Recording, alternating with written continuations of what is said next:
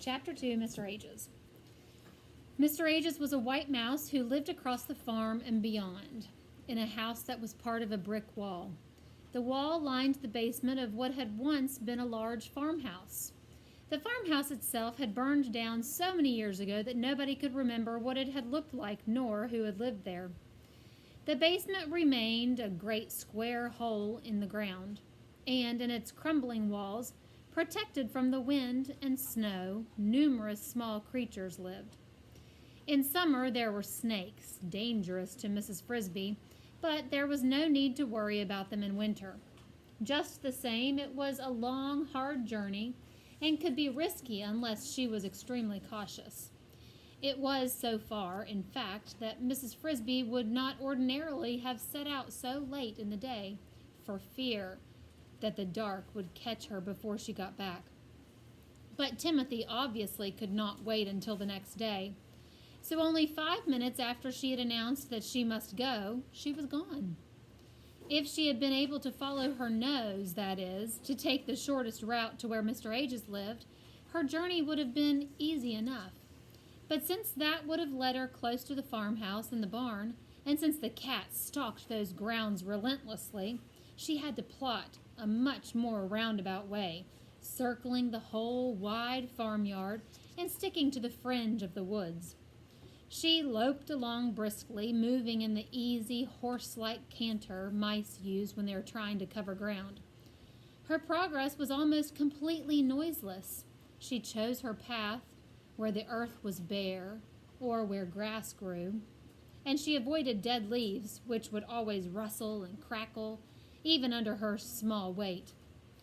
Always she kept an eye out for hiding places, logs, roots, stones, things to scurry under if she should meet a larger animal who might be unfriendly.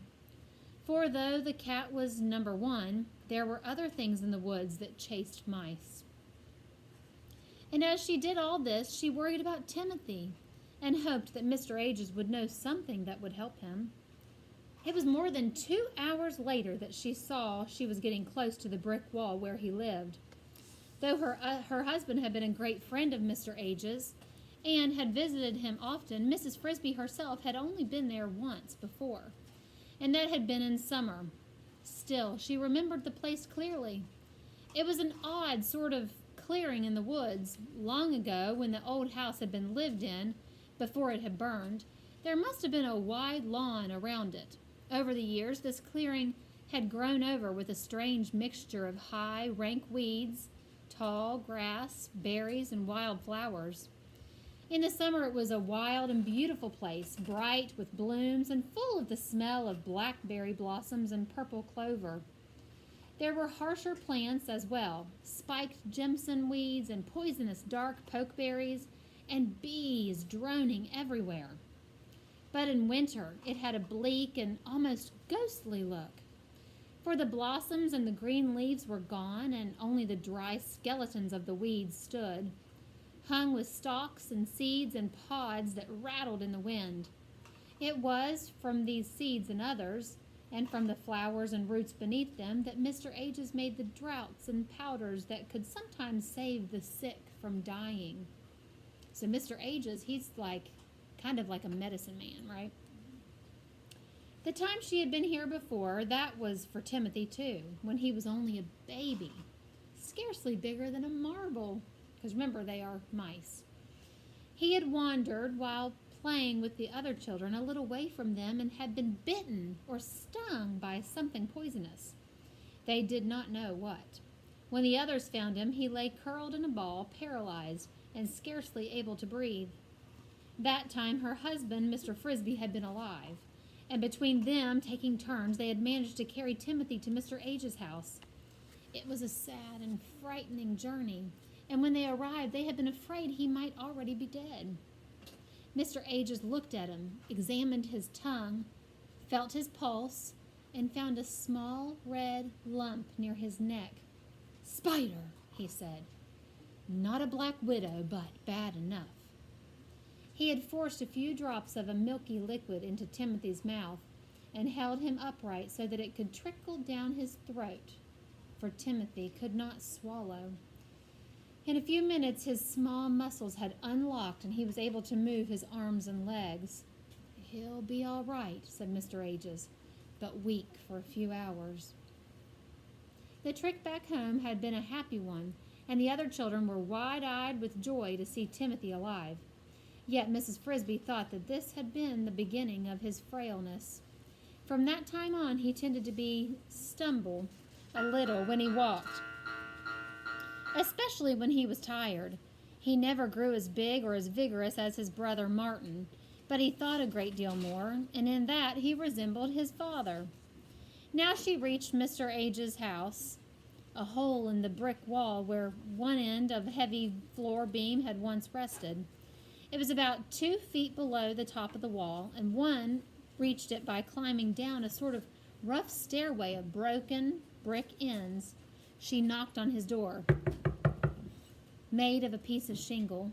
"Oh, please, let him be in, please," she thought. But he was not.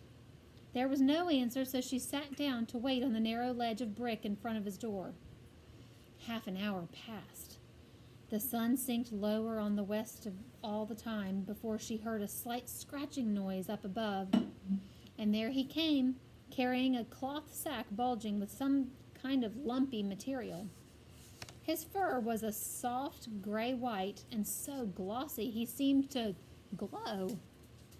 Mrs. Frisby had heard that Mr. Ages was not truly a white mouse.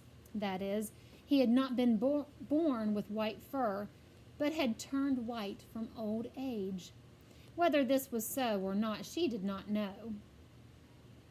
Certainly he seemed very old and very wise, yet he walked nimbly enough. "Oh, Mr. Ages, I'm so glad you've come," she said. "I don't suppose you remember me, Mrs. Frisby." "Of course I remember you, and I was sad to hear about poor Mr. Frisby. How is your young son? Timothy, was it?" "It's about him I've come to see you. He's taken terribly sick." "Has he? I was afraid he might turn out to be not as strong as the others." "I hoped you might be able to help him." "That may be. Come in, please, so I can put down the sack." Mr. Age's house, somewhat larger than a shoebox, but about the same shape, resembled the house of a hermit. It was bare of furniture except for a bit of bedding in one corner, a stool made of a piece of brick, and another piece of brick worn smooth from use as a pestle on which he ground out his medicines. Along one entire wall, arranged neatly in small piles, stood the raw materials he had collected: roots, seeds, dried leaves, pods, strips of bark, and shriveled mushrooms. To this row he now added the contents of his sack. It held a number of small plants, all of them the same kind, with stringy roots and dark-veined green leaves that looked like mint. "Pipsawa," said Mr. Ages. "Botanically, Chimaphila umbellata. It stays green all winter and makes a very useful spring tonic. Most people use only the leaves, but I have found the roots even more effective." He arranged the plant in an orderly pile. "But that's not what you're here for. What's wrong with young Timothy?" "He has a very high fever. He's delirious. I don't know what to do." "How high?" "So high that he feels burning hot to the touch.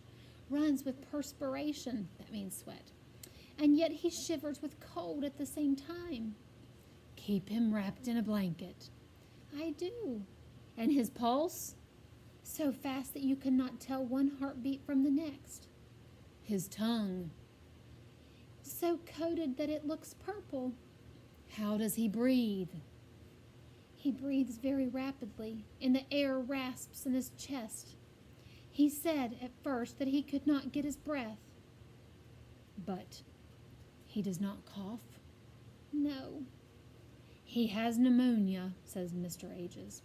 "I have some medicine that will help him, but the most important thing is to keep him warm, and he must stay in bed." He went to the back of his house, and from a ledge formed by a projecting brick, he took 3 packets of medicine, powders neatly wrapped in white paper. Give him one of these tonight. Mix it in water and make him drink it. If he is still delirious, hold his nose and pour it down his throat. Give him the second one tomorrow morning, and the third the next morning." Mrs. Frisby took the packages. "Will he get better?" she asked, dreading to hear the answer. "He will get better this time. His fever will be less on the second day and gone the third, after he has taken all the medicine. That does not mean he will have recovered. His lungs will still be terribly weak and sensitive. If he gets the least bit cold or breathes cold air, even a breath or two, the pneumonia will surely come back worse than before.